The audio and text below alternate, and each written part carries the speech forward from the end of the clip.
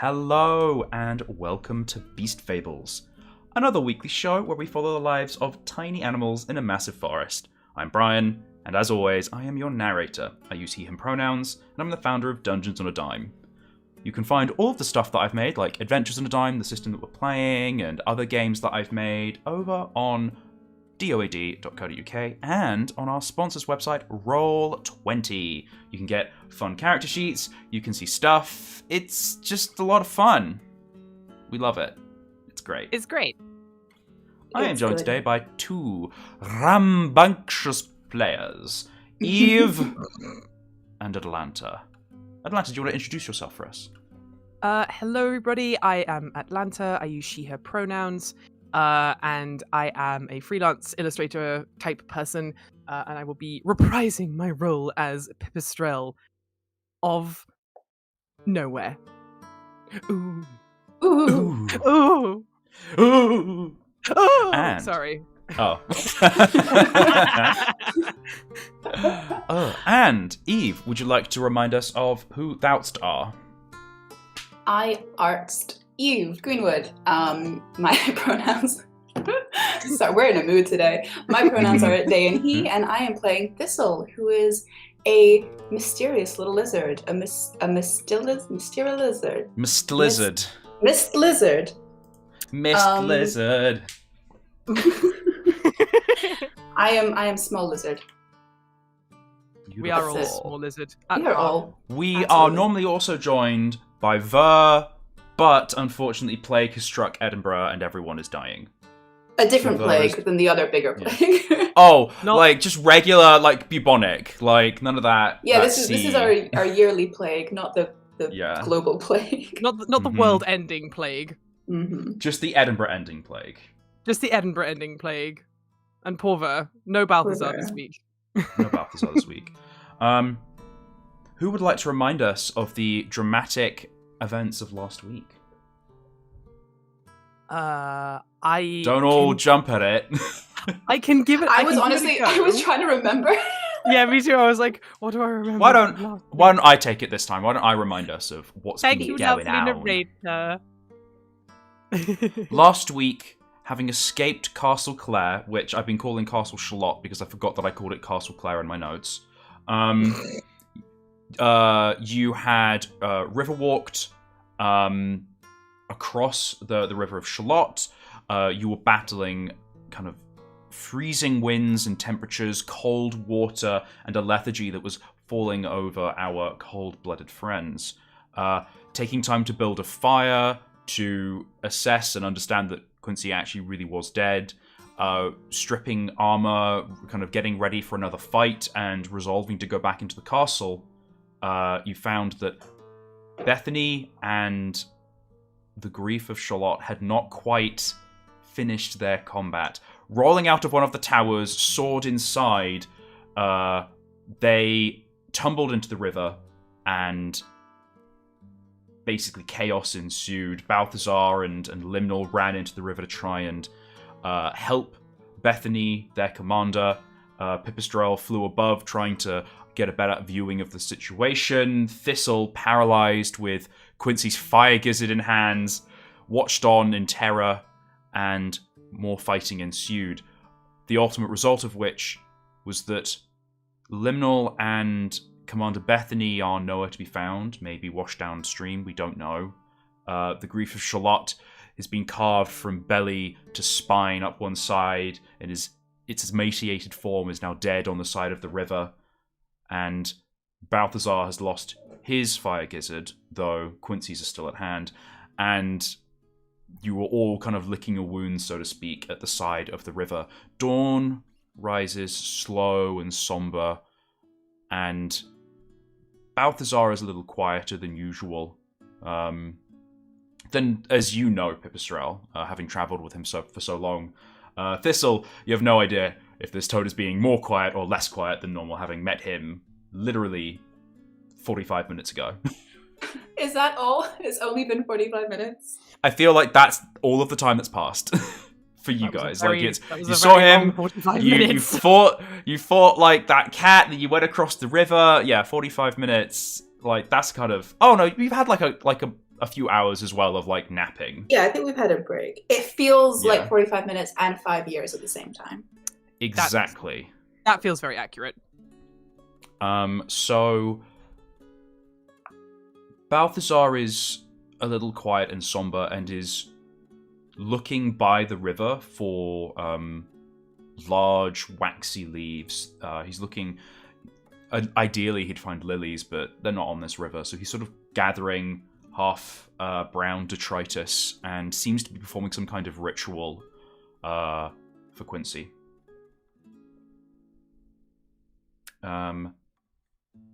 This episode will be a little bit of a mini episode as we kind of zoom out in terms of timescale and you guys investigate Castle Shallot or Castle Clare. There we go. For what it is that you originally came here for. So, while Balthazar gathers the remains of his camp on the other side of the river and performs a Blackwater ritual for Quincy's now departed form, what do you guys want to get up to? Well, was it Limnal? Was that the toad that I couldn't save before? Because Quincy's the one who died. Limnal was washed downstream. We lost fight. We lost Limnal and Bethany though, didn't we? Because they both washed downstream. I didn't actually realize that Quincy's body was still there. I suppose, of course, it was. Sorry, that's a silly question. So is Quincy's the one who I tried to save but was already dead? Yes. Died of blood loss. Sorry. Yeah. Because I would like to take a closer look at that body if possible without disturbing Balthazar's, if Balthazar is away gathering things, I'd love to just have a quick nosy, maybe do a couple of quick sketches, investigate that wound a little closer just so I can kind of see, that wound up close. I want to make some notes for my notebook. Mm. So you take your journal out and it is thoroughly sodden. Mm-hmm. You dry it as best you can by the campfire, and you were writing in it with sort of like a stick of condensed charcoal, as opposed to ink. Some of your notes have been salvaged, but it is now in the way of when you get a book wet and all of the pages and crinkle and ripple. It now has a very ASMR crack and crunch as you turn each page. Yes. I love that. I don't know if Thistle loves that. It is much more difficult to draw in, especially as all of the pages are now rippling. So I would like you to describe to me how it is and what information you're trying to observe when drawing Quincy. I'd love to. I haven't really seen too many really deep cuts like this up close, especially in the neck. So I'd really like to just kind of observe how the wound has, after a couple of hours, wounds and skin and blood all sort of start to look different than when they're fresh. So I just want to kind of make some notes about the state of the flesh after such a terrible wound. Maybe make some notes on if it's a sort of serrated cut or a very clean cut, kind of make notes about how the blood has congealed. All very clinical observations about the matter-of-fact nature of this wound a couple of hours after death. I want you to make a cunning roll for me to see, because this sounds like you're relying on your senses, so I want you to make a cunning roll for me. Just a straight roll to see how well you do at making these sorts of notes and observations. Can I tag learning on the job? Oh yeah, sure. Definitely. Yeah, so cunning, so doop, doop. So that's a success and a success. So you do as well as you can. I'm going to say that a lot of these notes are written rather than drawn. You don't really manage to get any diagrams because the pages are a little messy and crunchy. But you make a suitable set of notes that you could refer back to later and you feel understand in context, if that makes sense. These are good notes. You feel you've made good notes. Yay. Okay. I'm gonna write down what I take notes of if I ever need them. Yeah. I will write them down. Toad notes. Okay. Should I give over to Pipistrel? Yeah, we'll go over to Pipistrel and what Pipistrel wants to do. Let me see. I guess while Balthazar is kind of busy tending to this sort of ritual thing, I think Pip's gonna just have a little look through her bag and see if the maps and stuff that she's been making and like the little sketchbooks that she keeps for her drawings and stuff, if they have if they have been undamaged by the fight they had with the grief of Castle Clare. So because obviously she was pinned under it for a while, so like did it squash anything too much? I think that's what I'll start by doing. I'm just gonna roll a d6. The higher the number, the worse. No. 5. I'm gonna say we're gonna open your inventory and see what the vibe is at. You had a letter opener, notebook, ink-stained paper, beeswax. Oh, you do need to update your inventory. I do need to update my inventory. Sorry. I feel like maybe one of your jars of ink has broken, and it's not affected the notebook you have. It's sort of like stained the spine and some of the bottom of the pages, but like the side of your bag is now just like a dark blue and like a really like unwashable, completely stained blotch. Ugh. I think she kind of she's like, oh, for goodness sake. Like, she sort of slightly sighs in exasperation at seeing the ink stain, but ultimately, if the book is kind of like okay, she will sort of just think, oh, well, that's good. I'm glad that has survived. You sort of like fish out the little shards of delicate glass and then turn the bag inside out and wash it in the stream and then come back, and it's definitely stained. Like half of it's just like this soaked blue. Mm-hmm. I think she'll probably like just have a quick look through her sketchbook as well and see if. I mean, I don't know how much you remember about our talk that we had in private, Brian, about kind of why she was heading south. But I think she's going to look over those pages. Mm-hmm. You look over your notebook. Notebook. How are you feeling? Kind of a little completely kind of taken aback and turned around, like found in a hut by a mud fury troop, her dear friend Balthazar, this new lizard that she doesn't know, appearing on the scene. I think she's all just like, this is not at all how I expected the beginning of this season to go. She's really like kind of slightly gobsmacked, I think, by the whole situation. And but I think she's gonna, while she has a moment, I think she's going to take some time, and if there is any ink left, I think she'd want to do a drawing of like the memory that she has of the cat, basically, because she feels like that's important, and she wants to remember like the details, like how gaunt and ragged, and like the earrings and the kind of like, was it wearing like tattered fancy clothes as well?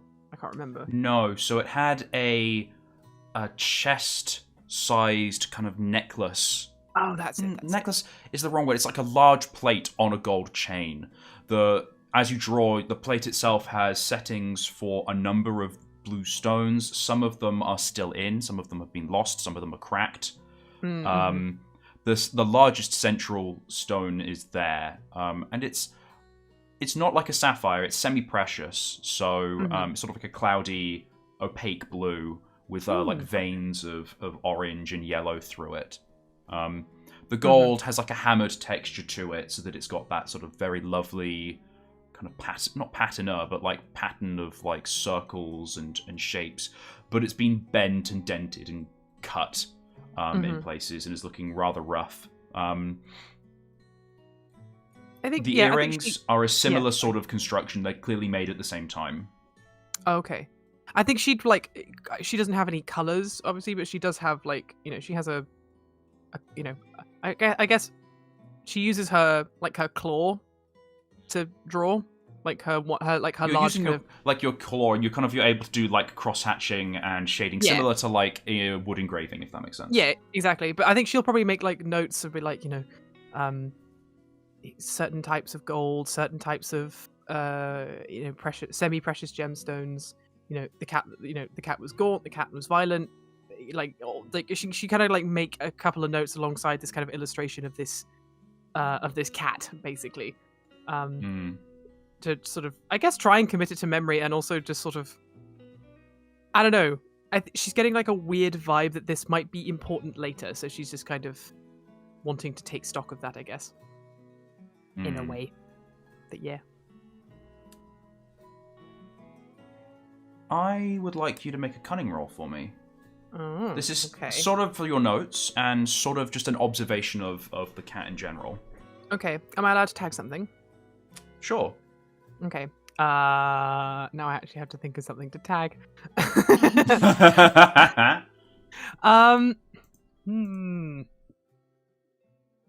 Actually, I don't think there is anything I can tag for this. I don't think I can tag my good judge of character. That's not really... No. Okay, no, I'll just do a straight roll. I don't think I can tag anything, actually. Sorry. Okay, go for it. Please be good. Ooh, okay. A success, an 8, and that's a pretty high 8. So I'm gonna... Whee! Yeah, so you're looking around and you notice, as you do, the cat is washed entirely, head to toe, from the water, but there is a trail of red soaked from one side of the mouth, where its head is on its side, and red has soaked out of the jaw and into the fur onto the ground. Oh dear. I think having noticed that, she'd close her notebook. She'd sort of wave her wing at the ink to make it dry faster. She'd close her notebook, and then I think she might go and have a look at that sort of pooling blood, I guess. It kind of in that weird way that when you're scared of something, but you're also kind of weirdly fascinated by it. Yeah, you very carefully and cautiously creep up, and I think maybe because all three of you are doing your own thing, maybe Balthazar's by the river or somewhere else and doesn't see you, and Thistle is sort of doing their own drawings. You go up and into the shelter and the blind spot of the outstretched paw that of and other, because it's also the size of this creature. You get closer and you realize just how big this cat is, even for how gaunt it is. The blood is brown, more brown than red. It's now older, having oxidized in the air. The jaws are clamped shut and the face is in a bit of a grimace. It's definitely dead, right? Is it? Oh God! I think I think Pip has that moment where that thought crosses her mind, and I think, where is she standing next to the cat at the moment? Sort of wherever you want to be standing, basically. I think the way I imagine the cat washing up on the bank of the river, I imagine that she's kind of she's standing, looking at the top of its head and its back, basically, as it's kind of washed ashore. Does that make sense? Yes. Okay. So I'm gonna delete Balthazar. How dare you? Ah! Dead. You killed him. So if this is cat's head, this is the body. It's on its side. Yeah. With paws outstretched. Yeah. Sword and the wound up the side. The river is here. Yeah. The river is there. Yeah. I'm imagining for you to see the jaw and this sort of blood, you'd have to be somewhere here-ish. You could move behind the cat if you wanted to. Okay, I think, in that case then,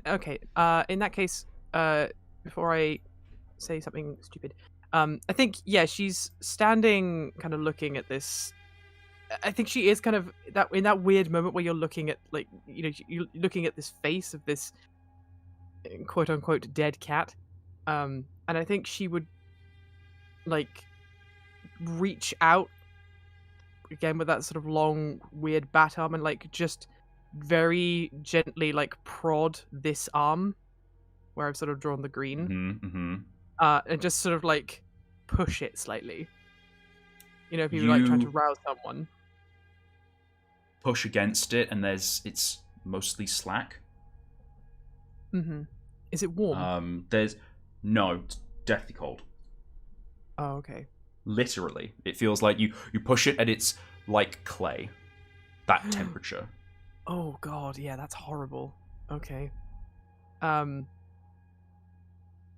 think she's a little bit spooked now, and like Balthazar is busy, and she does not want to disturb him. She doesn't really know Thistle yet. Like they've had that good conversation, which was interesting, but doesn't want to be like, oh, I'm scared. But I think she's just gonna start like listening for anything, like Make a breath, cunning roll for me. a heartbeat. Oh, can I tag my keen ears, please? Yeah. Thank you. Yes! Critical success. You better than expected. You listen. And you strain, and it's when you're trying to listen so hard that you can hear like the blood rushing in your ears.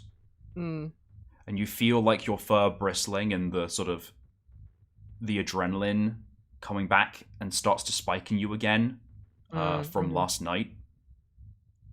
You don't hear anything. Well, you hear the movement of trees. You hear Balthazar far off, paddling, slopping around in the mud. You hear Thistle, like there's a slight like, which makes you like twitch, and you realize that like Thistle's snapped a little bit of charcoal and goes.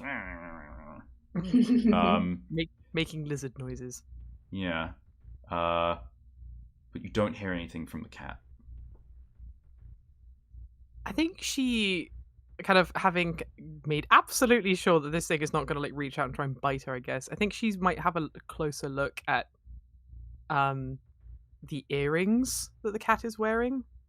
I think she's kind of,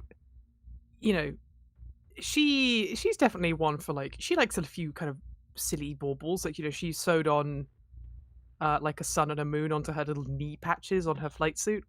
But she's never seen anything like this. She's never seen like jewelry, like this kind of finery before. Like even in Odok, I don't think she's seen this kind of stuff. It's all very functional in Odok. I would disagree. Odok is a massive city. You have seen jewelry really? Before. Yeah. Oh, okay. Fair enough. Odok is one of, if not the largest city in the Bristley Woods. Oh, yes. I suppose I forgot that it was the largest city. Oh, sorry. Well, in that case, then she's not seen.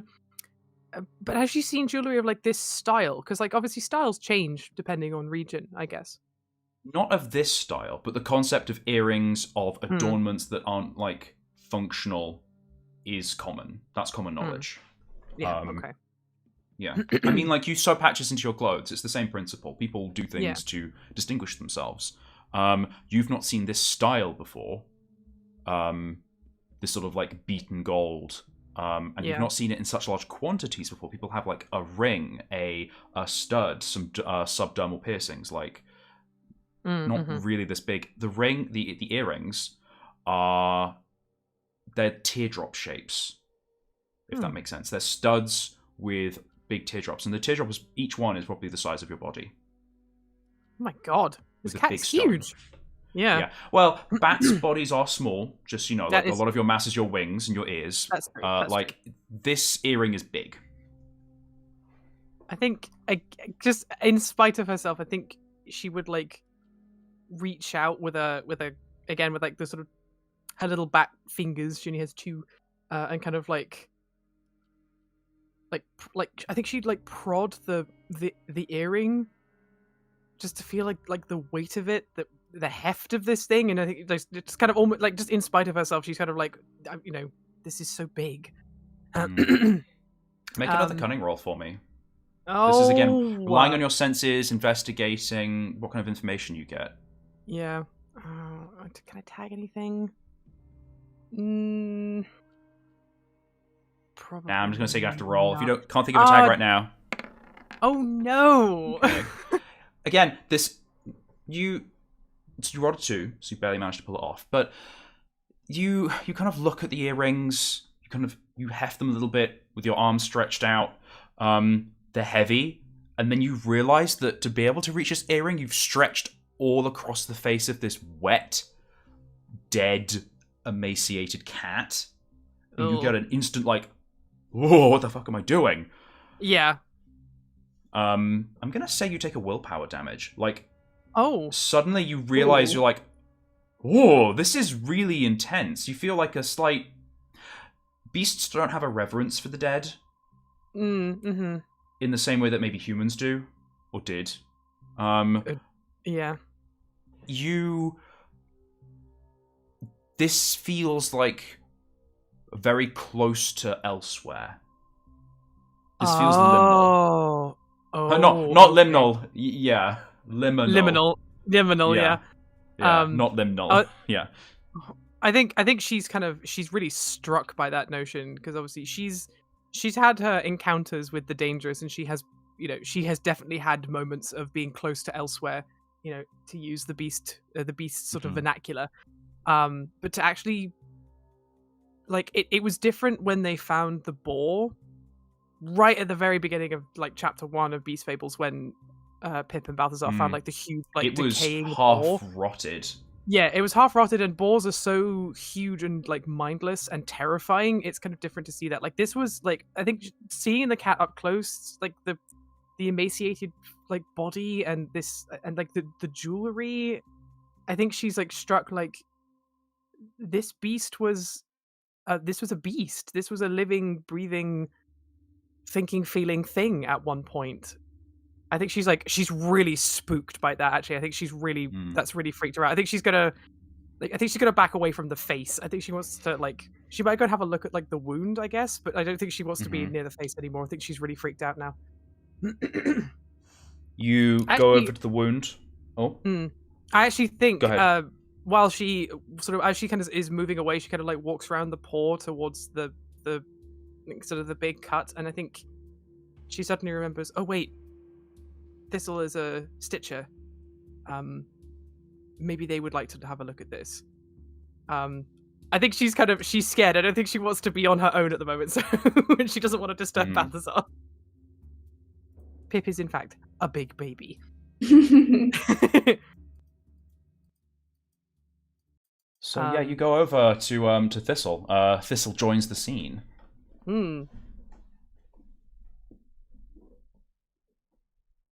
Are they really engrossed in taking notes at the moment? I'm probably finishing up, I think. Thistle looks up at you as you approach. So you're right. She kind of she's sort of holding her holding her wings close to her body, and she's like, it's a bit chilly, I suppose. And she kind of half laughs, does the kind of haha, sort of not a real laugh. Yeah.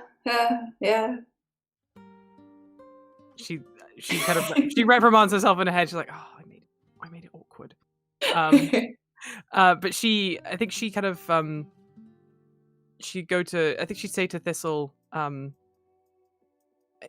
have you perchance have you had a look at this at the cat? And she kind of waves a wing over towards it. I did earlier, not recently. I look back over. I think it's. How far away is it from us? Is it just a mound in the distance? I'd say it's. You did not camp next to it. I don't think anyone would want to. No. I'd say it's maybe 100 or 150 paces away. It's distant, but it's close enough that you could just walk over. It's also downwind of you. Thank God. I think I'm sorry. No, you go ahead. I'm gonna go over in a second. It's definitely it's a horrible time for us all, but Thistle is not good at small talk. Trying to think of something. I think they're very aware that they've just been seen, drawing or taking notes from this dead toad, and they don't know if Pipistrel is friends with this one as well.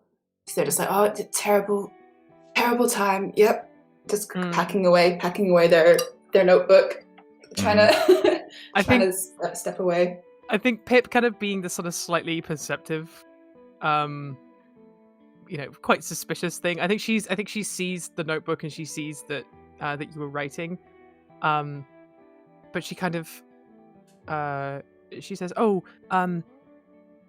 I didn't mean to disturb you if you were working. I know that you're a stitcher," and she sort of looks at the crest that Thistle's wearing.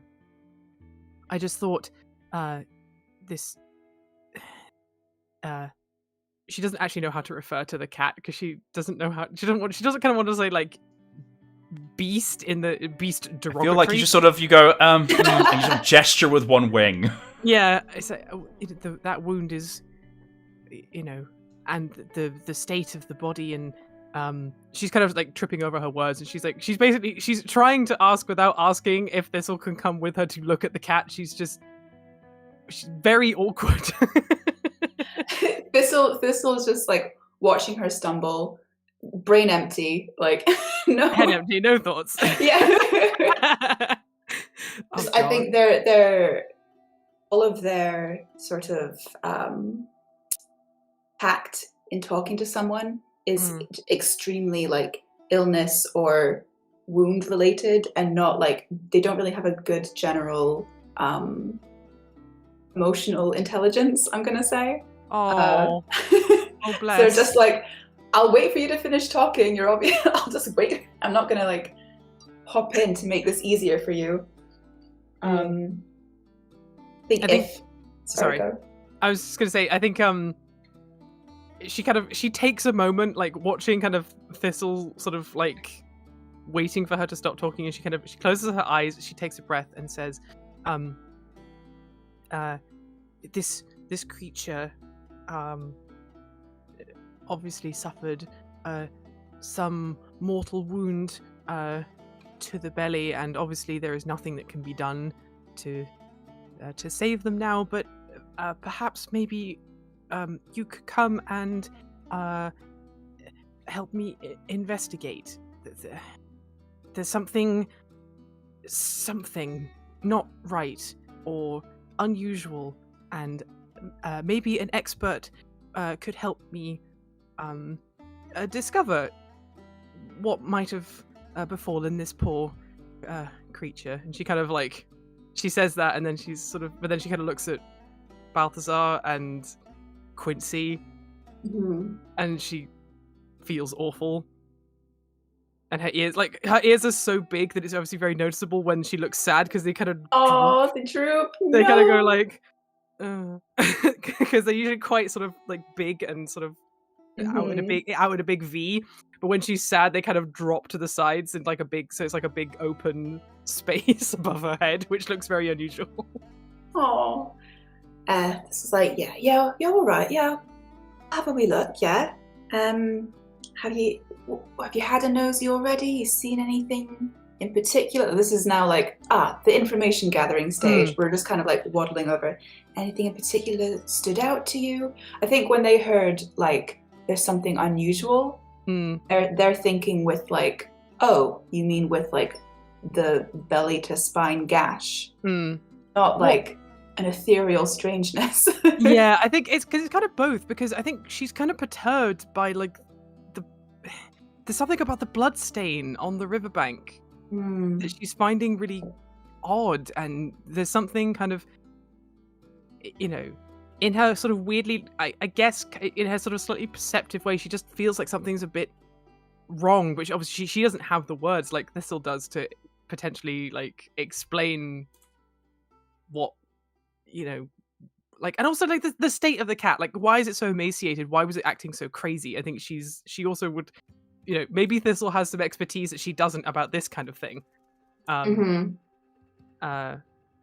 And also, I think she kind of there's also like there's an element of gratitude in here because she, you know, she saw that obviously that they tried to save, they tried to save Quincy and couldn't, and also managed to break it to Balthazar so gently, in a way that she really, I don't think she would have been able to, and I think she's grateful for that.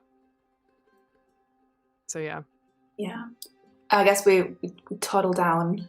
I have such a hysterical image. I know this is like a very sort of tense moment. I have a very funny image of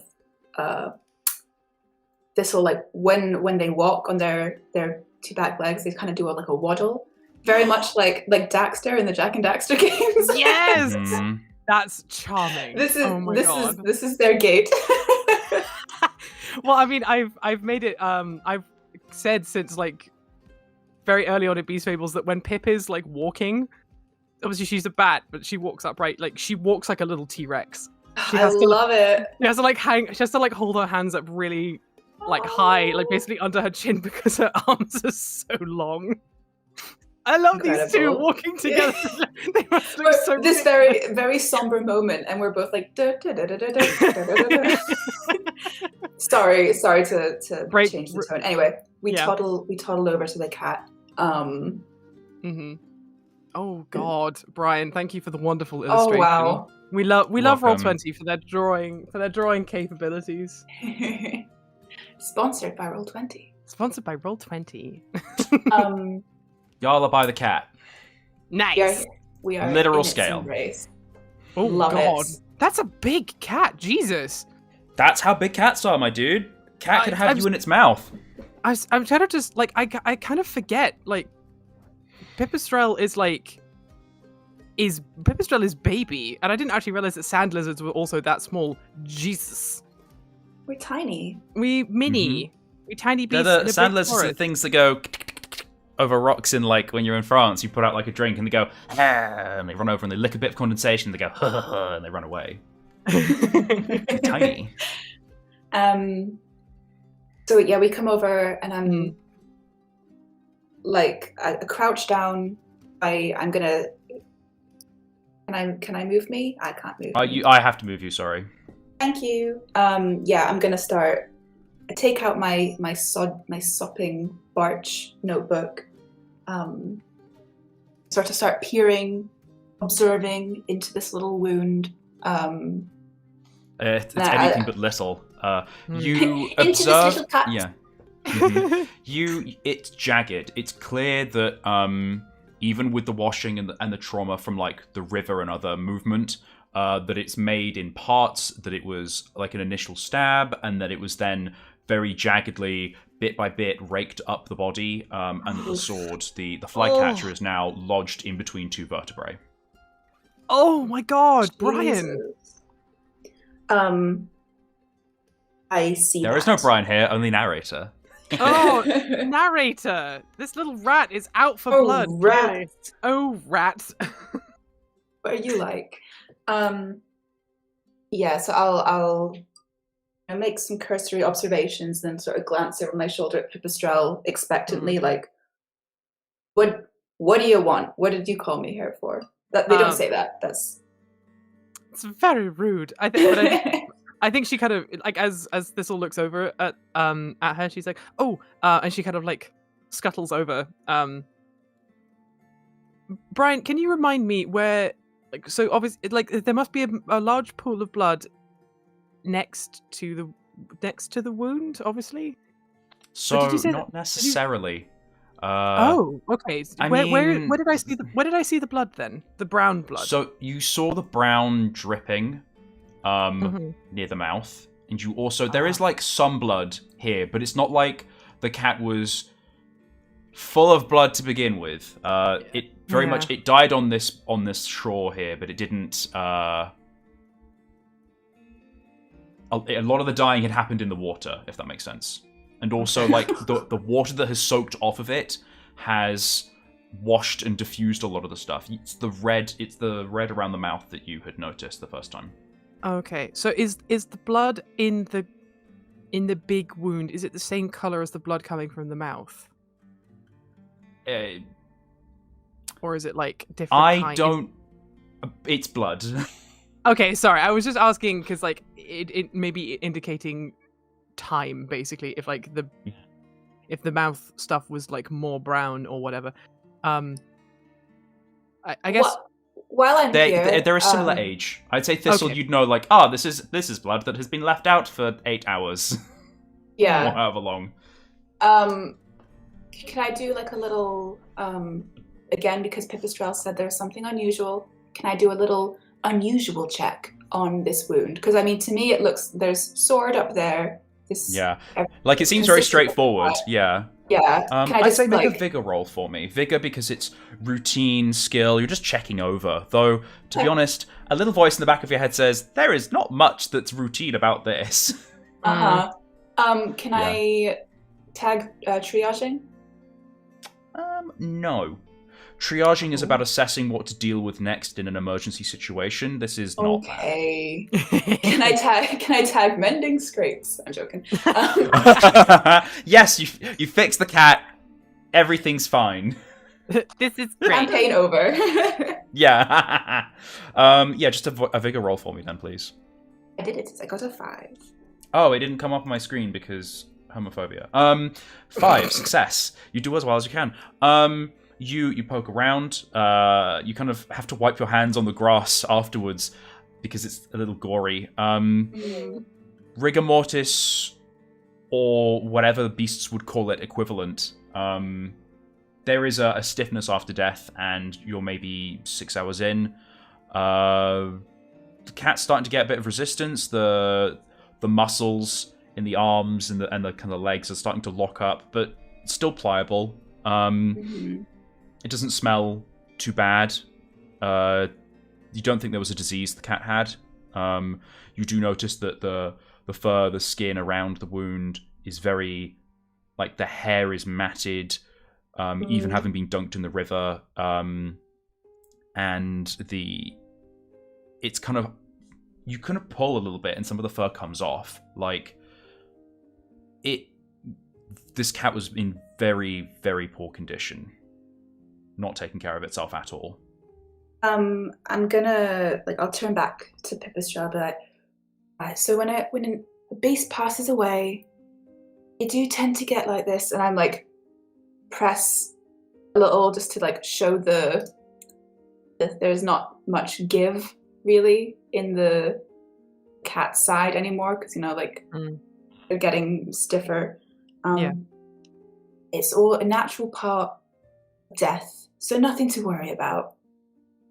I think she's sort of she's listening quite raptly. I think she's sort of weirdly quite fascinated by this, but also a little bit she's still standing kind of a little bit further back, because she's a bit nervous still of this, gargantuan dead beast, I guess.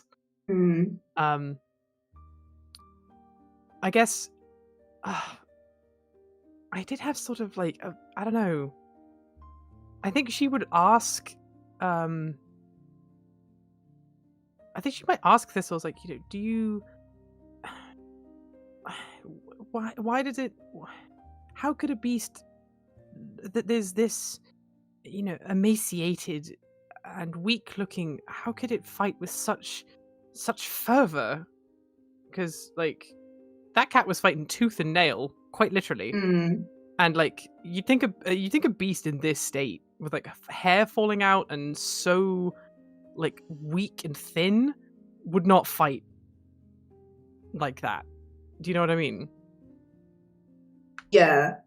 I think Thistle is possibly visibly like pleased to be asked a question like they're an expert. And they don't know the answer, but they're sort of like, oh well, trying to think of something smart to say, because Pipistrel is like, oh, that you're clearly more knowledgeable than me in this situation, and that really makes them happy. It's all different beasts, different ways of surviving, different things. That's You and me, we don't know what we'd do in that situation. What do you do? What would I do? We don't know. It's all there. That's all there is to it, really. She sort of Complete nonsense answer. she sort of nods and says, "Oh, I suppose if it maybe it found some strength somewhere, strength of heart or character." And she kind of like scratches her head a little bit, like she's talking absolute nonsense too. And Oh, strength. Yeah, there is also strength of being a beast like this. I sort of like gesture at its huge talons, its huge claws.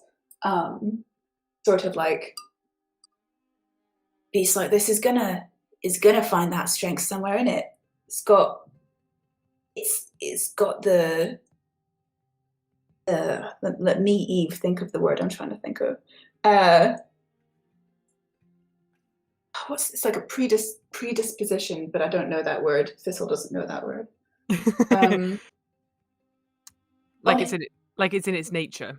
Yeah, like it's an inherently a stronger creature. It's going to inherently want to, be a bit more, I'm not going to say it, but that's how it is sometimes. She nods, and kind of thinking back to the conversation they had, because I think she asked Thistle at one point if she recognized the cat, and they said yes because of the tapestry. Mm-hmm. So kind of going on that train of thought, she says, well, I suppose, and she kind of looks at the castle, and she looks back at the cat, and she looks at the earrings again.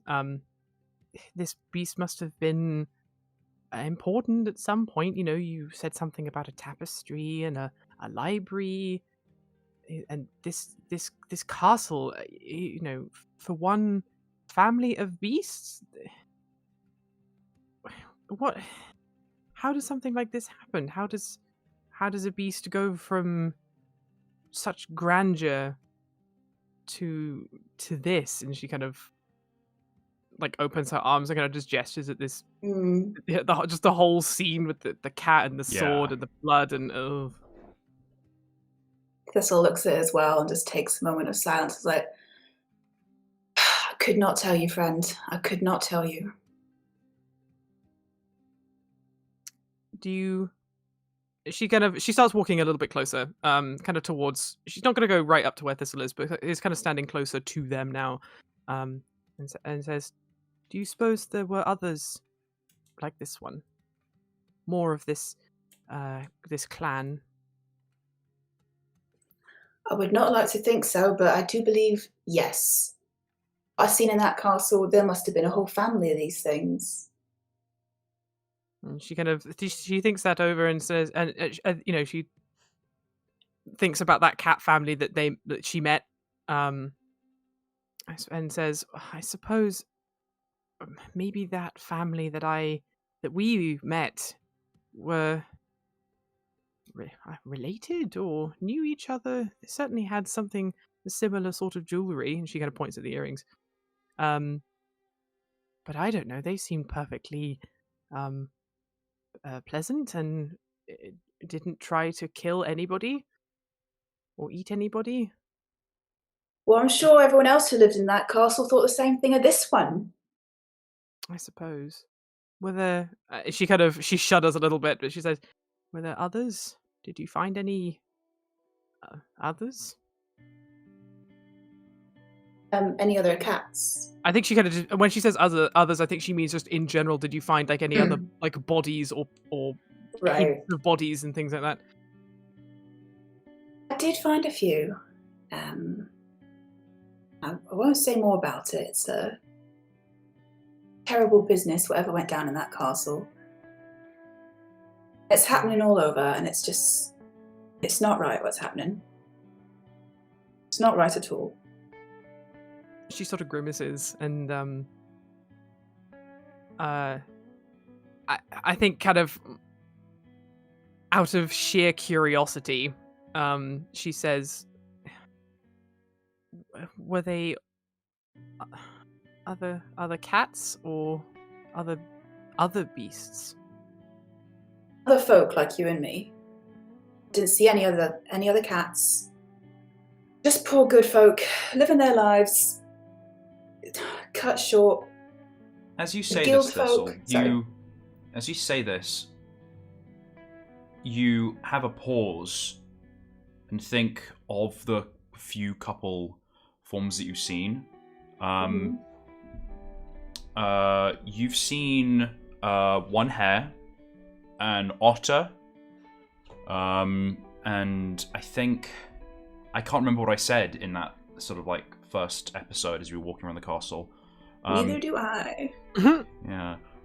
You've seen...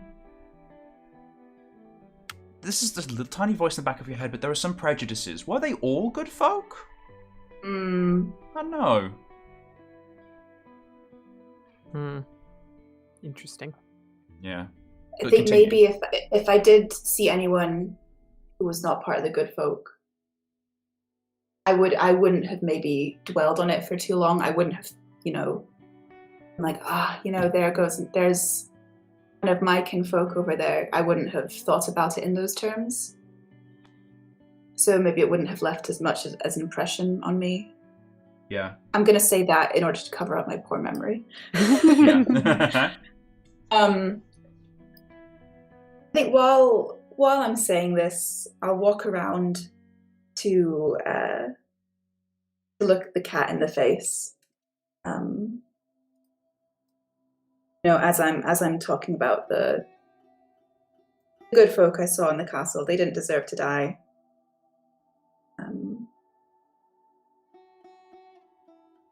Yeah, I'm over here now. Yeah. You stop by the cat's head. It is large. You see the same thing that Pipistrel has seen, that there's kind of blood kind of coming out of the jaws. The face is retracted a little bit in a grimace. That's the kind of the signs of that stiffness starting to come on. The teeth are snarling almost in a frozen expression. The eyes are closed shut. You do notice that, or remember, the face was pretty clean when you last left this cat. Washed by the river.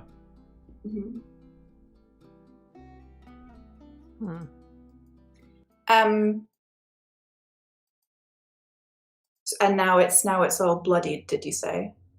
Yeah, or blood is pooling out of one side, the side closest to the ground, dripping out of the mouth.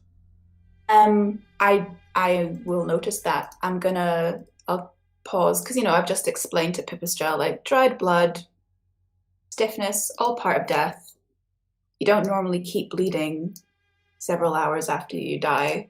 I'm going to investigate. Mouth, please. What do you do? First of all, I'll crouch down and just observe to see where the blood is coming from. Maybe there's if it's like something underneath the mouth, or if it's coming from inside the mouth. You sort of get down on all fours and look, and you see that it's coming from inside the mouth. It's dripping through the teeth. Hang on. I beckon Pipistrel over. I'm like, all right, maybe no. I won't beckon you over. I'll pat you away, like sort of waving for you to get back. Hang on. Something's happened down here. God, my accent, my really shit accent. I can't do character voices. I think I'm gonna lift very, very gently lift like the lip of the cat to see if I can see past its jaws. See if maybe were you going to do something? Because you started speaking. Sorry, I was just going to say, I think she was basically, she followed Thistle round and she was going to go with them up to the mouth, but she kind of hops back and she's kind of just hovering in the air. She kind of hopped up basically, and is sort of kind of just stationary in one place, just kind of behind Thistle. It is difficult to stay stationary as a bat. Yeah. They are very much a flying or not flying. So Well, then you sort of flap up in the air, and you sort of can either land or you can sort of be flying around the cat. But yeah, I think she'd hop up behind Thistle, and then she'd kind of plop down, kind of like here, basically, just sort of next to the cat's paw, so she can like see, but she's not in like the immediate area. sort of like kind of crouching behind the paw, but also not. Yeah, There's like a she's strange kind of- awareness that you're hiding from the cat behind with the cat. Yeah, she's Yeah. kind of got her hands kind of like again like they're now like Mm. over her chin, almost covering her mouth. And she says, "Have you found something?" She's scared but curious. Yeah, so Thistle, There's you blood. start to peel back the lip. It is a little stiffer than you'd like, but it does eventually start to move. You can't really see. There's like a little gap in between one of the teeth where like they just naturally don't sit flush, but it's totally dark inside. It smells of gore. Ooh. So can I see, like, is blood running through the teeth?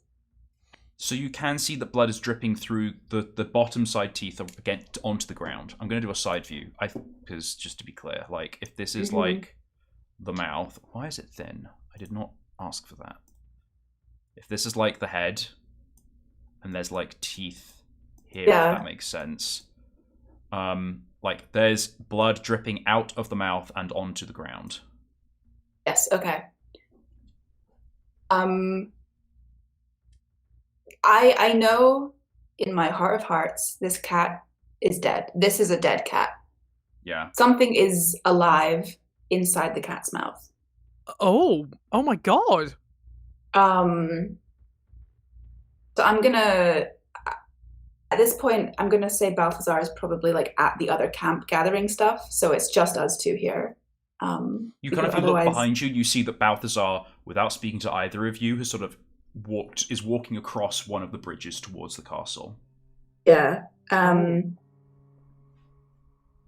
There's something in here. There's some. Do I know Pipistrel's name? We introduced. We did I introduce think at this ourselves, point I you think would. Yeah. Yeah. Pipistrel. I don't really. Thistle doesn't really know what to do in this situation, and is just like simultaneously wanting Pipistrel to not be near, Mm-hmm. but also desperately needs an extra set of hands, and just starts like barking conflicting orders, like stay where you are. I need help over here. She kind of runs out from behind the cat's paw and then sort of like stops, and then sort of like starts looking around. I think she just sort of yells. Yeah, exactly, Brian. I think she yells like, "What can I do? What do you need?" Hand under here. I can't. This accent's completely gotten away from me. Hand under here. We've got to lift this. We've got to get this open. She runs forward and starts following instructions, whatever Thistle is telling her to do. Hand right there. Yeah, got it. I would Push like up. both of you to make a vigor roll for me. Ah! Can I tag cooperative spirit? Yes. Okay. Thank you. May I tag my thirst to prove? I'll allow it. Yay. You're making new friends. I'm trying. So She's really trying. So was So this yes. was this vigor? vigor, roll with advantage, both of you. Right. Okay, Six. so critical success Nice. from Thistle. Oh! Ooh. And a success from Pipistrel. Ooh. You lift and start to haul. This cat's head is very heavy.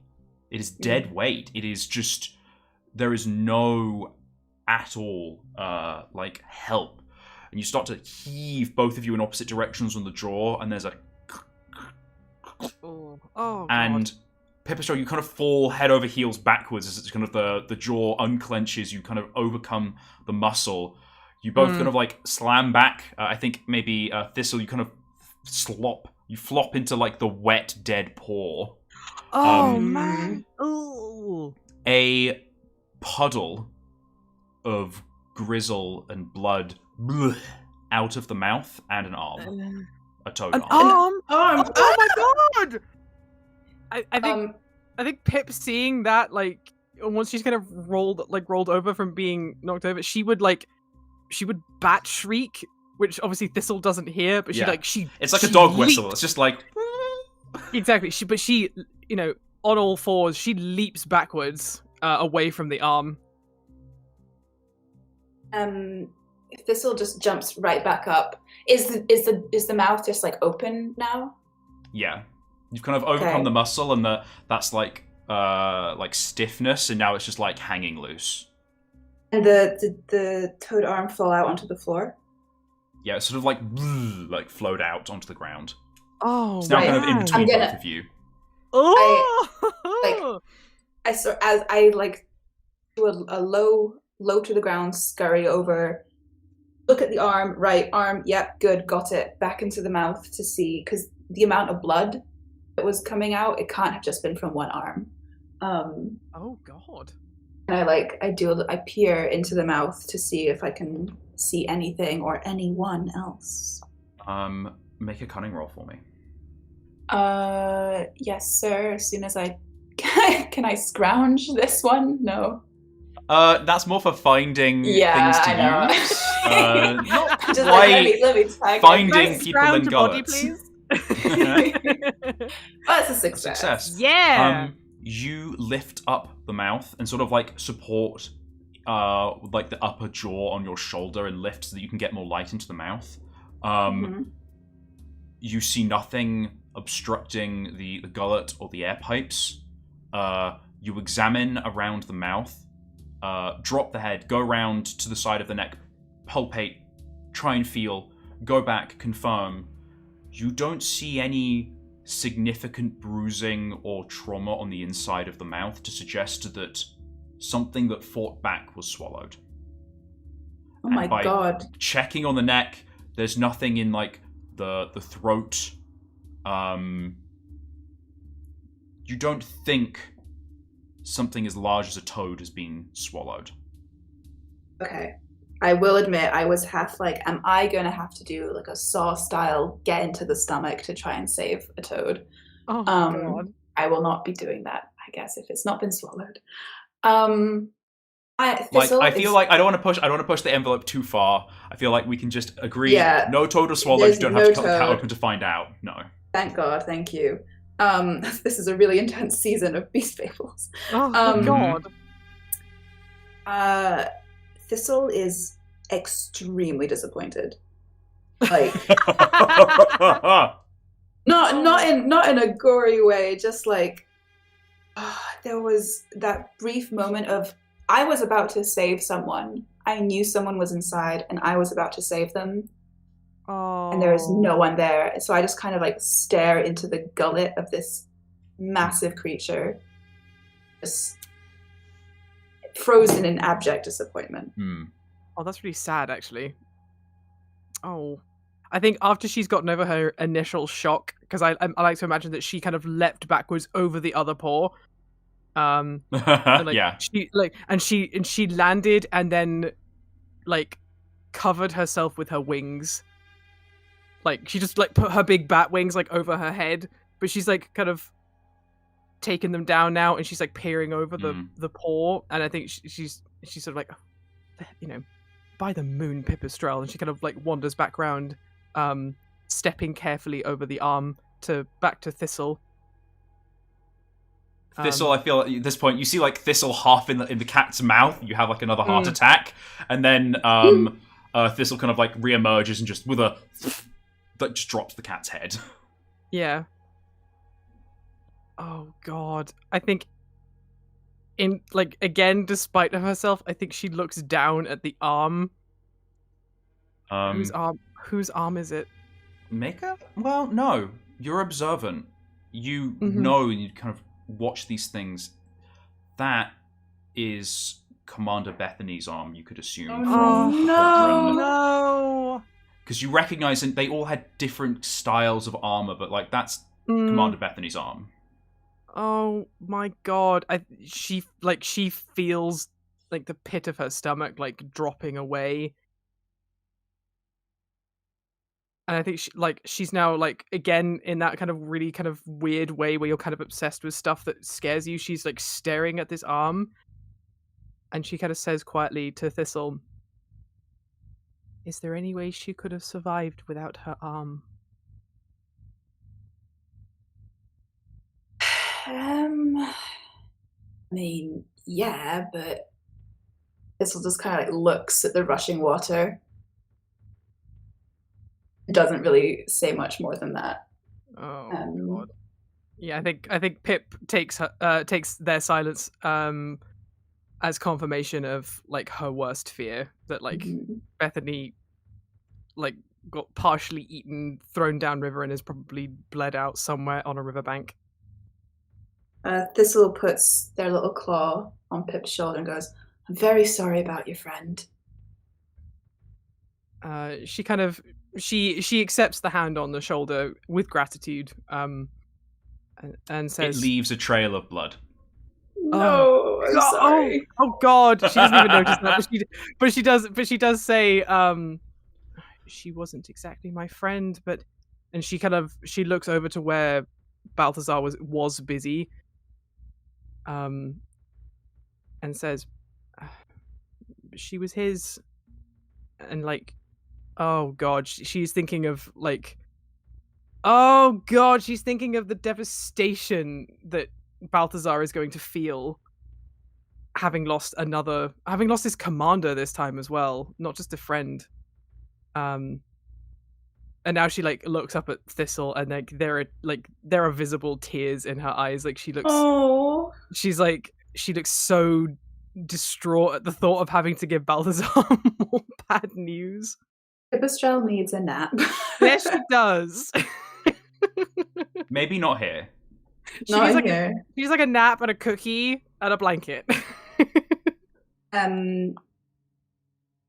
Thistle gives her like just another little pat and does the lizard version of the white person smile, where you like pinch your lips in. Oh my god! Yes. And then like sort of thinks about picking up the arm, but is not going to do that in front of Pipistrel. Should we show this to Balthazar, or do you think he'd prefer not to see it? Oh god. I think she kind of ponders for a while, and she has an idea, and she says to Thistle, just a moment, and she's gonna go to the nearest like flowering bush. Mm-hmm. You know, it's not lilies, but God, what is flowering at this time of year? There are like we got like the end of summer stuff that's kind of still just there, but like all the flowers are dying. So she goes to like the nearest flowering bush or whatever it is, and she starts picking petals. Mm-hmm. And she comes over and she kind of trying not to vomit a little bit. She starts wrapping the arm in flowers. She knows it's not the right flowers, and she knows this isn't the right thing to do, but she can't bear to look at just the severed arm with the armor and Bethany's, you know, Bethany's like skin pattern. She just can't. But she has to wrap it up in something that isn't just like a bit of old bandage or leaf or something. She has to wrap it in something that is at least a little bit more appropriate for what this is, I think. Thistle is gonna like silently offer to do that for her, because that is not a pleasant job at the best of times. No. To handle an arm. I think Pip kind of would like. I feel like this would be like a really interesting like wordless interaction where Thistle just kind of like gently puts their hands on. Like over the takes the petals basically out of Pip's grasp. She's like shaking. She's like, because I imagine like she's like with her little back claws, she's like shaking to like, and she's about to go and start like trying to wrap this arm, and Thistle just kind of takes over, and she kind of trembles and then sort of backs off a little bit, but she watches intently to what Thistle is doing. yeah, Thistle's gonna just like this is not at all something that they're trained in, but they know this means a lot to this complete stranger who they've just had a very traumatic experience with. So they're gonna do their best. It's not the prettiest wrapping. Well, I mean, I feel like it's a lot better than it would have been if Pipistrella did it, because you're calm and you're much more comfortable with this sort of stuff by virtue of not like working with other animals. It's like it's neat and clinical, the same way you would wrap like an arm, but a hurt arm or a broken arm. It's just like, oh no, I love that. I love that you wrap this arm up as if it's just like a broken arm with all the petals and then like some bits of like grass, and then it's just like a little all I know how to do. Arm bouquet. It's like a little parcel.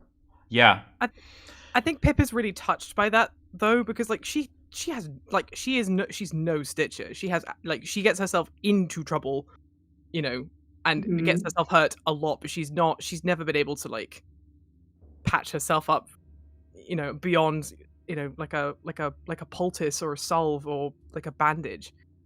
And she's still trembling like a leaf, but she kind of sort of she tries to communicate without words that she is very grateful for what Thistle has just done.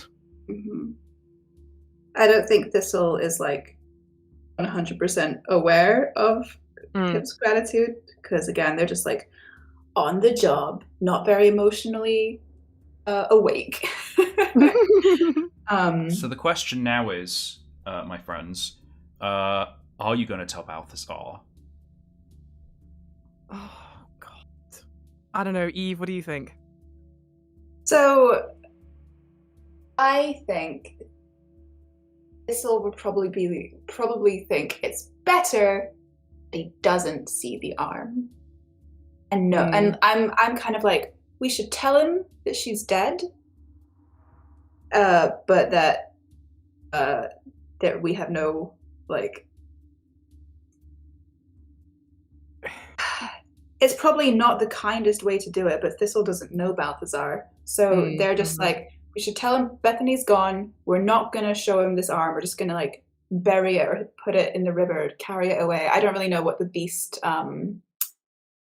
like if there's a general, because you said beasts aren't very sentimental about death. Beasts have their own rituals. Beasts have their own things that they do. Lizards would too. It tends to be that they have a ceremony if there is a body, but often there isn't.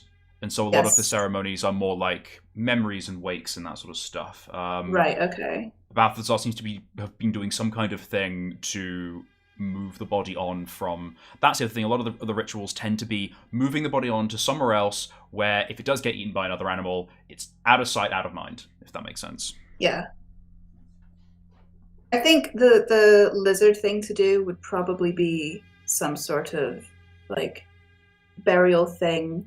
Because there's like, you come into the world in an egg, so you should, if you have the chance, also leave the world enclosed somehow. Yeah, maybe they kind of like... It's like a can. A can? A can. Oh, a cairn. Okay. Yeah. Right, okay. No, they just find a can of beans. They're like, bye. This Titan, beautiful Titan item. Yes, okay. That's actually really... I love the imagery of that, Eve. That's a really beautiful... I think I love that, because like we talked about like what bats do, and they basically go into caves. Because for them elsewhere, like death is, they call it the concept of the long dark or the long night. Ooh. They go into the cave to die when they feel it coming. And they and bats will have like a memorial service for their memory. So like, but even though Pip has spent like a bunch of time with toads recently, she has absolutely no idea what toad burial customs are. She wasn't there to see a burial. But I think she would agree with Thistle and say, yes, I don't think we should bring this to him. Maybe there's something we can do. Might not be a toad send off, but something. I think Thistle looks around, sees, we're on the riverside. There's countless stones. And the only way they know how to send someone off is to build them a little cairn. So I think that's what they'll want to do, is like maybe dig shallow little dip for the arm to go in, and then just some stones on top, and that's it done. I think Pip would has Thistle built this kind of like, how far away from the river has Thistle built this? I'm gonna say it's probably. Let me just look at the. Can we see the map again, Brian? Yes. This I is. haven't. Bam! World map. Thank you. Yeah. And y'all are here. Oh, I meant like the island map. I'm sorry. Oh. If possible. Well, I mean, that's like, it's the island map. It's just very zoomed out. Oh, that's fair. Bam. This is perfect. Yeah. So I think like the if the cat is like right on the shore, I would not want someone I know to be buried near such a terrible thing. So Thistle is probably going to just dig a little site just in the tree line, I think. Oh, that's nice. Yeah. Which again is like, probably the toads would want to be near the water and the mud, but in my brain, You find a boggy patch near some roots and sort of kind of dig a little hole, put the arm in, make the cairn. You're sort of the effort and the work itself is quite involving for the both of you, and then after you sort of go to the river and you kind of wash your hands and a lot of the stains and stuff off of you, you both sort of like awkwardly look over at each other and realize you should probably go find Balthazar now, wherever he is. Well, what are you gonna do now? Like, you've very much disposed of this arm. I think Pip would say to Thistle, I think, it may not be a toad send off, but I think hopefully we've given at least this piece some a better resting place than the belly of a deranged cat. I'm sure she'd love to know she was safe. Thistle attempting to give a little like send off, Beautiful matching Pip's tone, and they're just, this is not their forte. I think Pip can feel that that's the case, and so she looks at, but she does look at Thistle and say, thank you for helping me do this. And she kind of half smiles, but in like that really exhausted way. You're welcome. It's what Stitch is here for, isn't it? I suppose it is. I think she's kind of trying to steel herself for the moment where they both have to go and talk to Balthazar. Thistle does not notice that he's taking a moment and goes, right, well, let's go find your friend then.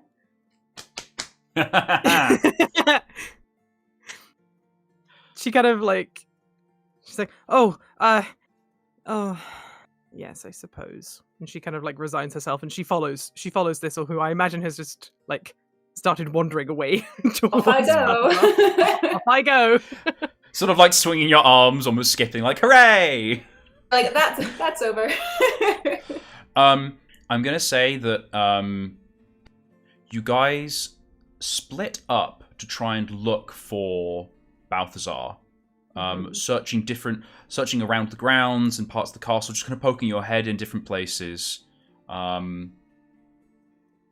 because the castle is safe now. Letting you know as a narrator.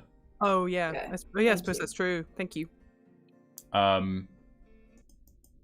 So,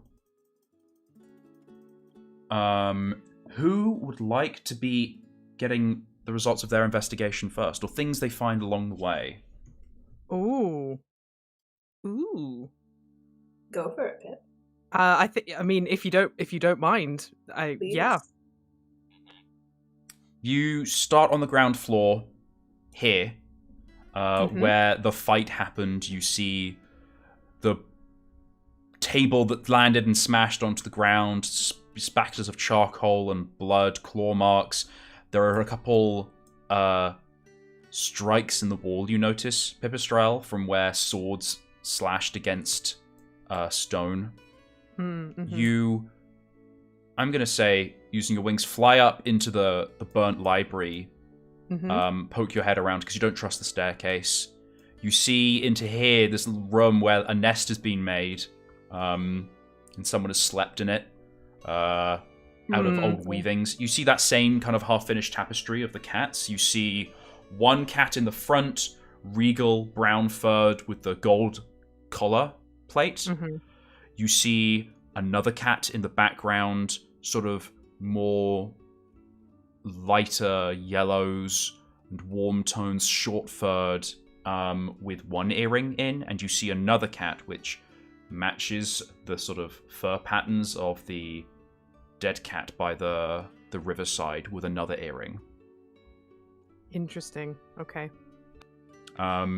You make your way through this sort of small kind of corridor here over to the other side, poke your head in some of the rooms. These seem to be chambers. Some of them are, well, they're all ransacked. They've been clearly gone through and searched.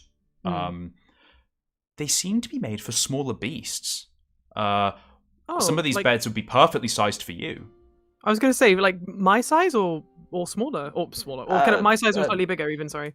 Yeah, some of them are larger, say for maybe like a animal that is bigger than a bat but smaller than an otter. Okay, so maybe like rats and water voles and that kind of size of beast. Okay, yeah, they'll do. So some of them are like for slightly larger beasts, some of them for smaller. A couple of them seem lived in, wrecked but lived in, while others seem like they were empty but scrounged through, if that makes sense. Oh, implying that implying that beasts have potentially been here since the place was ruined?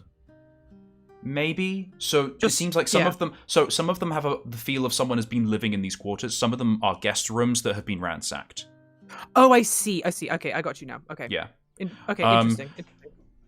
There comes a moment where you poke your head through one door and sort of see the mess and then leave, and then poke your head back through again.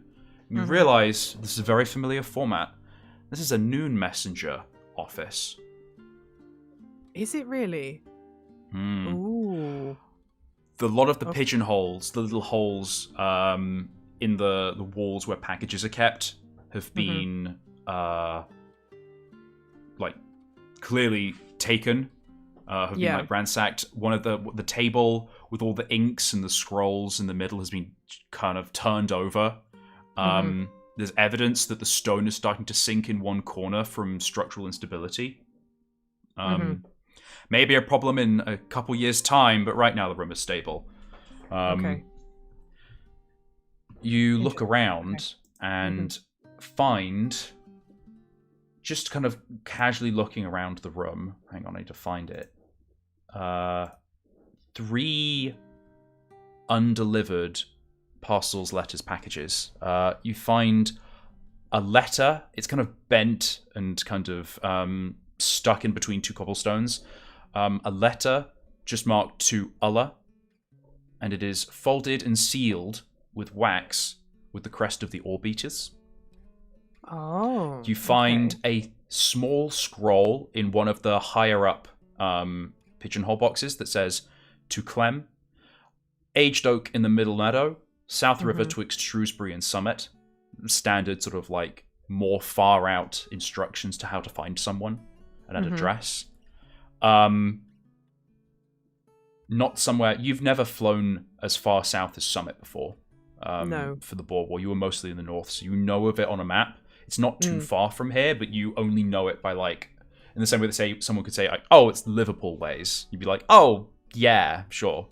Okay, yeah, I got you. And then finally, there's Serena. This is a box made of bark, and it says Serena, 1 DPW, 1 day by port, upriver from Grinder's Nest. Why is... Yeah. I'm going to show this to everyone. Ooh. And I will reveal what's inside if you want to open any of them. Oh. So the second one to Clem is nearby. I'd say you kind of found all of these. Yeah, okay. This one was a small, tiny leg scroll, like a tiny message, and it's just tied with twine. I know this and is has a bit the address of like on the outside of the scroll. Yeah, I know this is a bit of a weird question, but like, do these look old? Like, do these look like they've been here for a while and like they're not like, not an odd question at all. They do look old. The scroll has some dust on it. The box is tucked under a musty smelling bit of rag. Okay. The wax has got that slightly kind of like speckled look when it's old on the seal. Yeah, okay. These look old. They look undelivered. Yeah, like I think that's because she's, you know, in typical Pipistrelle fashion, she is so curious as to what is in these letters, but she also was be like, should I open somebody else's post? But if they look really old, I think in her mind she would say, well, that's maybe this is long forgotten. I think at the very least, I think she wants to open the box. Like, she's so curious about the box. Like, that is a big parcel to give to somebody. Yeah, definitely something that has to be carried. Yeah. It's not something you could fly with. No, definitely not. You open the box. No note. Only a small 3-string violin packed with straw. A violin? How big is the violin? Yes. I'd say it's a little big for you comfortably to hold in one sort of like back claw. But it's a violin with a bowstring. Sized maybe more for like a mouse or a shrew. Or probably with, probably has the reach for an animal of that size. Because while Pip is kind of mouse-sized, obviously her arms are just not... She's not suited to play a violin. Yeah, it's not big. It's differently proportioned. Yeah, that's fair. I think bats would be better with a cello, but that's a whole other argument. That is very true. I think... So yeah, it's quite nicely made. The body of it is sort of like pieces of acorn that have been like stained and waxed and carved to fit together into roughly the violin shape. Oh, that's nice.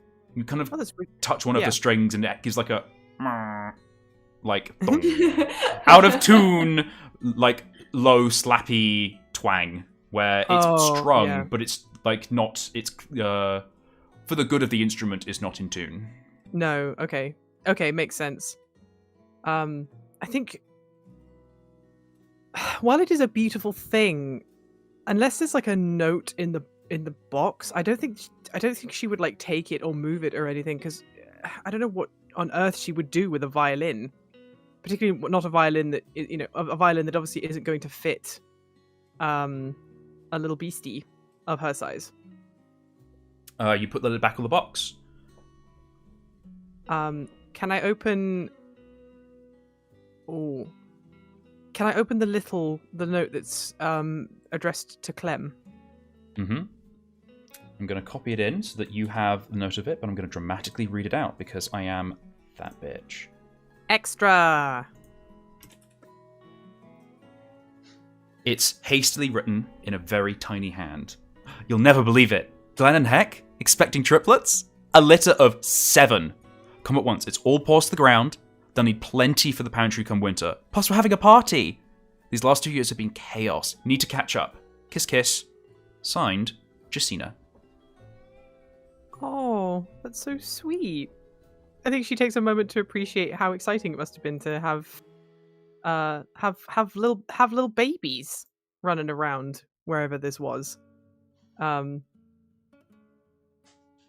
she kind of takes a moment to think how sad that whoever was sent this letter didn't get this news. I think she takes note of the address of this one, I think she's going to pocket this one, and I think she might take it to whoever it was supposed to be delivered for. She feels bad about opening this one. Mm-hmm. It only leaves one letter. Yeah, I think she's rambunctious. In for a penny, in for a pound. I think she wants to open this Orbiter letter. She's too curious for her own good. You crack the seal and unfold this letter. The text here is much more formal and in a much larger hand. Mm-hmm. Hang on, it won't let me edit it because I'm doing it wrong. Bam! There it is. Regards, Head Smith Allah. It is a complicated situation you have presented the Andal with. On the one paw, Roderick's situation and actions were brash and emotional. Furthermore, they brought great shame and distrust to the Odoak chapter house. On the other, there was only a single victim, and Rod did not eat them. Roderick's branding was deserved. Do not argue this further. I know that Parrel's fondness with Roderick speaks through you on this matter. For now, let Roderick sleep this off in whatever burrow he's dug. We'll review the branding and possible reintroduction in the autumn, possibly winter. Signed, Hammer Jarrod. Oh my god. Does she recognize any of those names? Vaguely, you've heard of Headsmith Allah, who leads the Orbiters in Odoak. Heard of, never met. No, I mean definitely all of these, like, more in the sense of has she heard of any of them? Because if they're Odoak, and if they're Orbiters, they're quite prominent in Odoak. Make a cunning roll for me. Ooh, okay, just a straight roll? Yeah, this is just to see what you kind of know. Okay, please be good. Yeah! Yeah, you remember hearing about this. There was this badger, Orbiter, who killed a mouse. Oh god. And you heard lots of rumors. Someone said that he was, like, bullying the mouse and took it too far. Someone said that he and the mouse had an argument and he just stamped on him and it was dead. Oh my god. Oh my god. He got branded and was kicked out. This happened maybe earlier in the spring? So a while ago. Yeah. It was a very casual, like, didn't affect you, didn't know anyone related. Sometimes beasts die. Brandings happen not unoften, maybe one or two a year in Odoak, because it's a lot of beasts in the same space. Yeah, okay, makes sense. I think she might pocket this one as well. But I think not with the intention of maybe taking it to the recipient, but I think more out of vain curiosity. Again, I don't know, she feels like there's something weirdly pertinent about this and she doesn't know why, so she kind of just wants to hold on to it for some reason. You fold it back into your journal, along with the letter to Clem, I think. Yeah. Yeah. And you don't take the violin. Yeah. No, I is it, like, I think she has one more look in the violin box. Is there anything that has, like, sorry, let me just have a look. Is there anything is there like a note, like a handwritten note about, No, there is just a violin in a box and there's an address on the top. Serena, one day by pour upriver from Grinder's Nest. I think what she'll do then, and sort of bear with me just for a second, I think what she'll do is she will, she's put the lid back on the she'll put the lid back on the box, but what she'll do very quickly is take out her sketchbook, write down the address, make a very quick drawing of the violin, like a sort of as detailed a description as she could do in maybe 10 minutes. Yeah. Puts the lid back on the box and pushes it into like a safe corner where it'll be out of wet and out of wind. You take it to the driest part of the room and you kind of hide it. behind. You actually move like a chair over the top of it, and then sort of throw the bit of fabric. It was a bit of just rag over the chair so that it completely hides the box. It just looks like a chair with a rag on top. Yeah, exactly. She just wants to whatever Yeah. it like. This feel again. It was one of those weird things. It feels like it's kind of important, and if she can at the very least tell the person who it was supposed to go to that it's there, maybe they can come and get it or something. You know what I mean? She just wants to hide it just to make sure it doesn't get damaged because it's a beautiful instrument. It's a really lovely thing. Having hidden the violin, you sort of look around the room, and I'm going to say that you're able to, if you want to, there is a map of the general area stuck up on one of the walls. One of the corners has fallen down, but there's a map that you could swipe from here as well. Oversized for you to... It would count as a big item. Okay. It's too big for you to carry comfortably as like a carried item. But you could roll it up and take it with you, or sketch a copy in your map if you wanted to, of much less detail. I think... Oh, I don't know. I feel like the map on the wall is going to be more accurate. I think she will take it. I think she'll take it. It'll be one of my standard thingies. I actually don't know. No, as in it's too big to be an item. It is, yeah. It wouldn't be standard gear then? No. So standard gear is an item that you can carry that fits one of the criteria. Extra things are carried items from standard gear. This is too big to be an item. This is a heavy item in the rules of Adventure Time. It's too big to be carried in 2 arms. So, for example, for a human, a feather is a pocket item. A pillow is a carried item. And a down duvet is a heavy item. It's just too big to be comfortable, in a bag or something, if that makes sense. Oh, I see. Okay, it's just well, in huge. that case, yeah, I think in that case, then I think what she wants to do is she'll take it down from the wall and roll it up as best she can. She's not going to put it in a bag because it won't fit. But I think she wants to make a copy of it, a smaller copy. But she doesn't want to leave it just hanging up in the castle. It'd be easier to go and do this by a fireside where it's a bit safe. And, it's not cold and dark and drafty. So with that, you sort of, you roll up the map, you tuck it under one arm, and you start to wander off in the castle to try and see where Thistle and Balthazar are at. Yeah.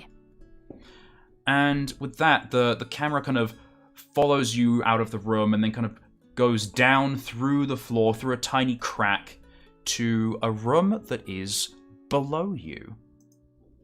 Thistle, you are retracing your steps through the castle, investigating, and you come back. You've looked, I'm going to say, through all of this area of the castle for Balthazar. There's a garden room here full of bags of grain and seeds in a little... What's the word? There's a cellar underneath that you poked your head into, and it's kind of stocked full of dried goods. There's some root vegetables, potatoes, that sort of thing, staying in the dark. Seems untouched from the ransacking of the castle. You poke your head in here. This is a lounge. There's a guard quarters here that's kind of been turned and tossed through. There's a toilet with a very, very old poo in it. Lovely. Completely dried. You walk out through the garden. You notice the garden is dried and dead. And the only thing of note are these 2 mounds in the garden that seem...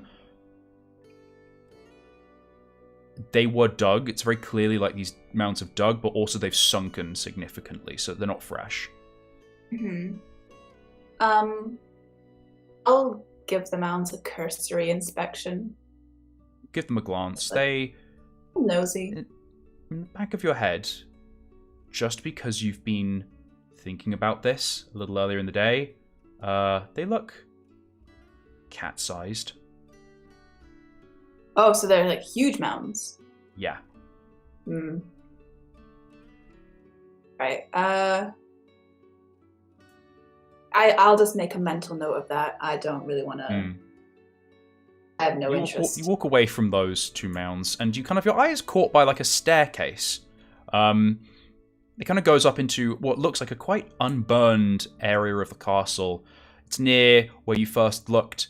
You can poke your head in as like a kind of licorice-y smell catches your nose. You poke your head in, and this seems to be the room maybe you were looking for. It seems mostly untouched. The door, you look in through one of the windows, and the door is locked here. You look in through one of the glass windows, which is kind of dirty with age, but you see inside there are neat shelves with glass vials and beakers. There's a desk. There are dried herbs. Did you say the door was locked? Yes. I'm just gonna smash that window with my little lizard elbow. You kind of wrap your elbow up with a thicker padding of like hand-me-down robe. You smash the window. You crawl inside.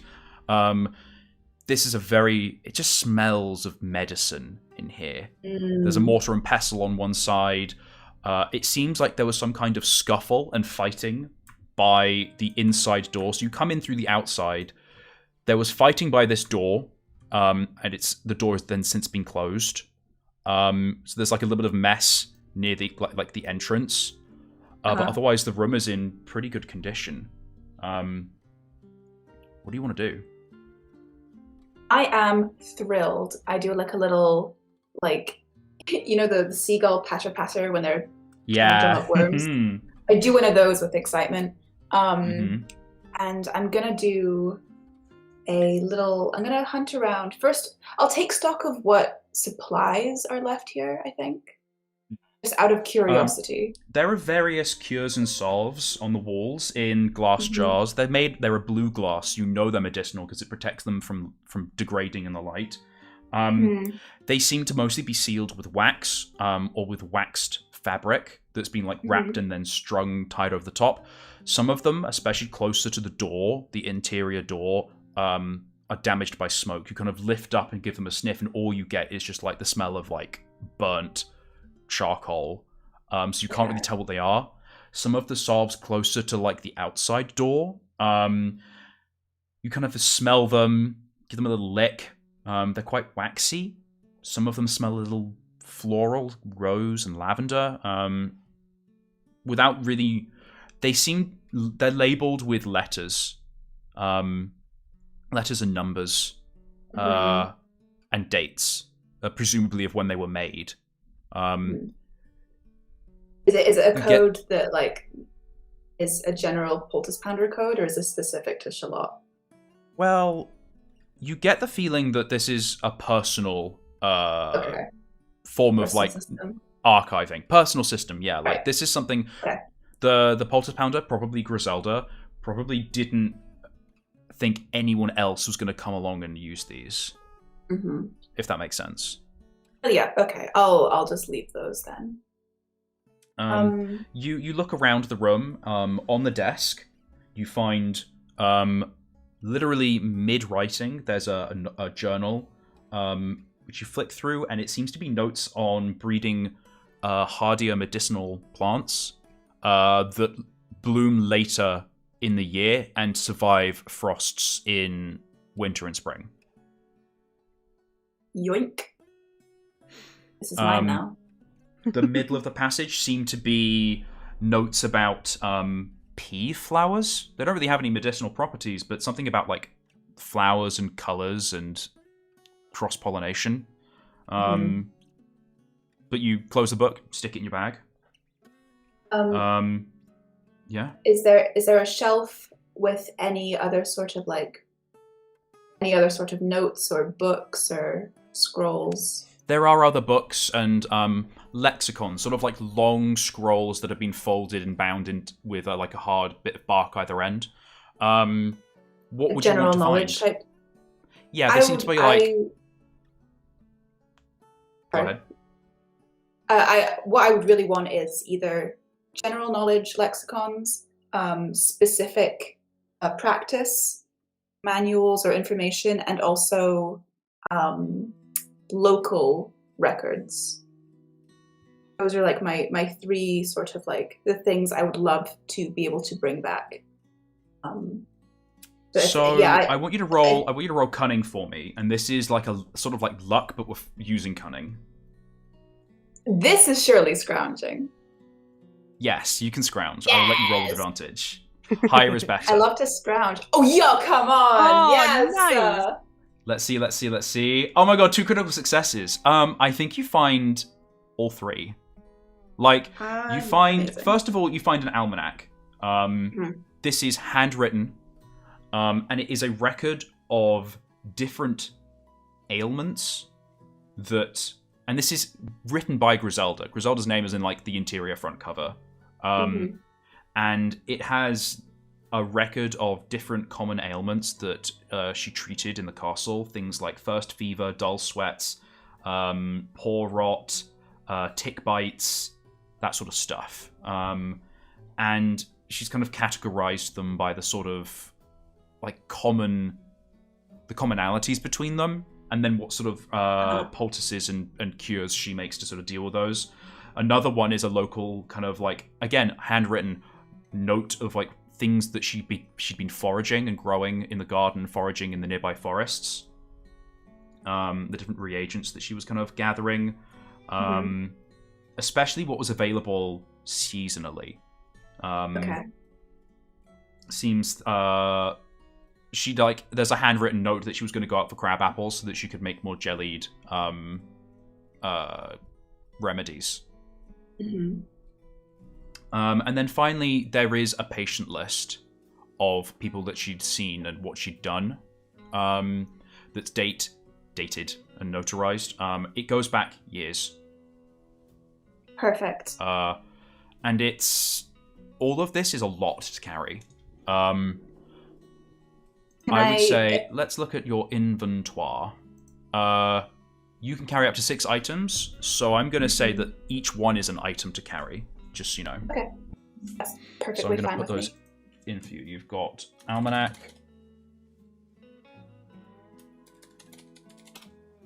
I also got that journal off the table.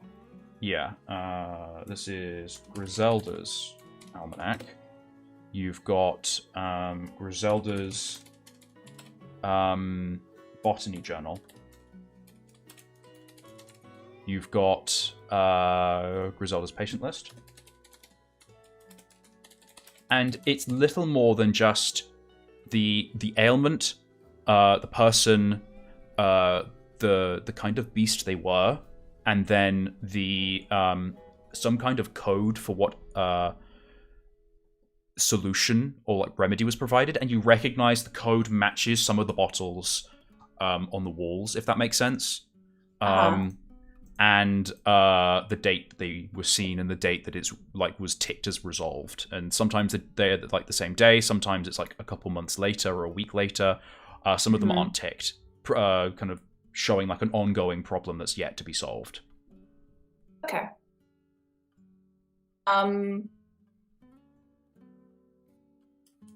I think. Can I also have a look around to see if there's any like loose papers or a blank journal of some kind that I can use, because mine is currently indisposed. You are fiddling around for a blank journal, which you find and you bump against the back wall, and there's a little stone falls loose. A little bit of dust falls from the ceiling. You sort of pause, thinking, oh god, this whole place is going to come down on me, I'm going to die, oh no. And it passes. You take a deep breath, like, oh, I'm fine. You kind of turn around, look at the stone. You've accidentally bumped into a little hollow in the wall. There are some letters in it. Ooh. I do not have a moment's hesitation. I pull those out. You snatch them up. They seem, all of them, to be well thumbed. They've been read and folded, like the corners are worn away. One of them is half burned. A couple of them are just scrunched up and then flattened back out. One of them is torn in half. Wow. I'm trying to find the thing that I want to play. There we go. You, I assume, just start reading them. Yeah. So, what I'm going to do is put this in your journal, and you can decide if you want to read them out loud. And I'm putting them in all of the Eve's journals because I don't know which one you are. Bam, They're there now. Aha. Let me see. Brief intermission while I read these. I'm going to kind of narrate in the background. You're kind of looking at these letters and you get a sensation suddenly like these were hidden and you might be the first person who wasn't the one who put them there to read these. I think I start reading them with the same sort of glee as I snatched up the almanacs and everything, because I'm like, oh, any sort of documentation, that's what I'm here for. And as I read them, my kind of like that excitement becomes a little more dread. The tone of these notes is a different hand than Griselda's as well? Or is it Griselda's? Yes. So this isn't Griselda's handwriting. Yeah, I like the tone of this. This is much more serious than, just monotonous lists of patients and flus and coughs and all this stuff. Well, they might not be. The fun thing is that, like, that other beasts think they're monotonous, but there's kind of like a joy in reading them because, like, are all of the patients and the stories and things that are going on. Like, it's a personal interest. Absolutely, there's a whole story there, and these are much more like. This is a different story. Serious. Yeah. Do you? I am. Eve, want me to read these out? You know what? Yeah, go for it. Okay. The first one that's important is folded, it's well thumbed. It simply says, a map can be provided to Mid-Cove. Meet at the stump to discuss. The second most important note is folded, is well thumbed. The corner of it has been burned, but then put out, so it's not like a neat burn where it's got like the little flaky edges, like it's been clearly like rubbed and smudged, as if the decision was then, like they started burning it and then they were like, no, I don't want to burn it. It just says, we heard a rumor that the Vols are exploited for their labor. Why else do they live on the other side of the river? You should tell Oswald. That's it. And then the third one, the most recent, is scrunched, it's flattened, as if like someone's crumpled it up and then flattened it out as if they want to read it again, and then it's torn in half. The words that you do read are, stop worrying, everything, don't be near, and the final line, meet us.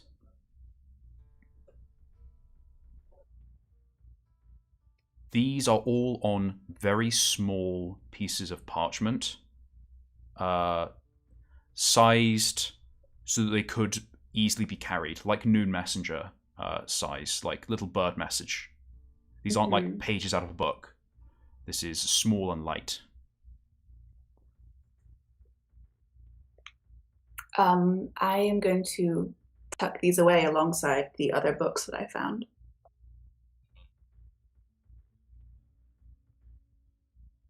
Or I'll tuck them into my new journal. Yeah, you leaf them in and into the back of the new journal, and then sort of like tie it with its cord. You kind of have a chill feeling, as if you've read something that you weren't meant to.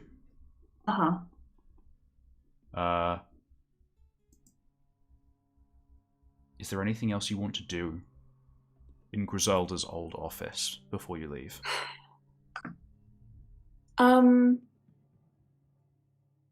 Can I see if she has a a wax seal, like a stamp of any kind, identifying her position as a poultice pounder. You search the room, and you notice that there is a staple of things that are missing. There's like a rack by the door where there is an absence of like a coat. There's like a small satchel, but it's empty. Some of the things, some like tools that you think would be really staple are missing. You get the feeling that the room was very hastily gone through, and specific things were removed as if someone was probably packing a bag. A stamp or a seal that marks Griselda as a poultice pounder is missing. Okay. Then I'm done with the room. You kind of shrug off the strange sensation. You leave through the interior door, and I will say, next episode, you will catch up with Balthazar and Pipistrel. And that's where we're going to end it for today. Ooh. The season just keeps getting spookier. It's yeah. My God, it's gone from kind of all, everyone to your stations to like there's what the hell is going on in this place? It's I won't something. tell. Brian doesn't know. Oh, I do. Ugh.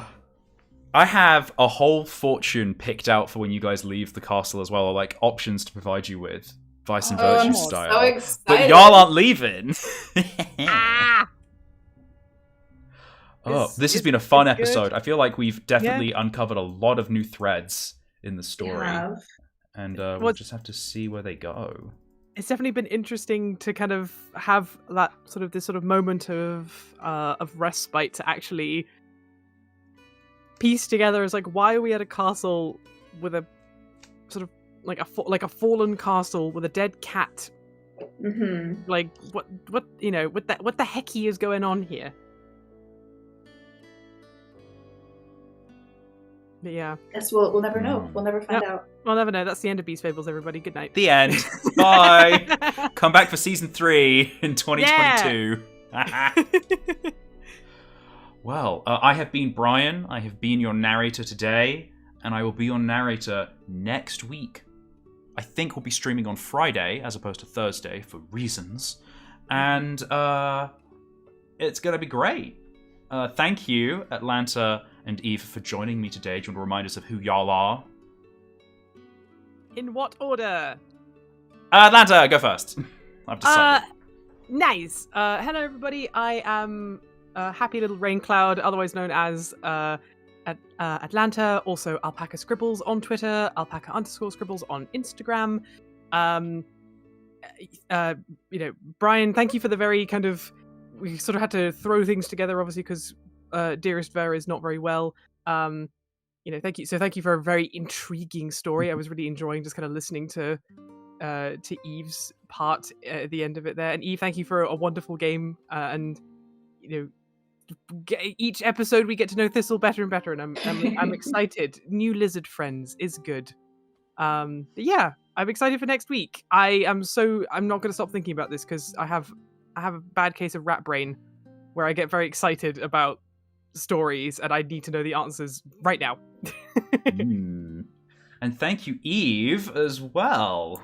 Yes, hello, I was Eve, and my username is Eve G. Wood, basically wherever you can have a username.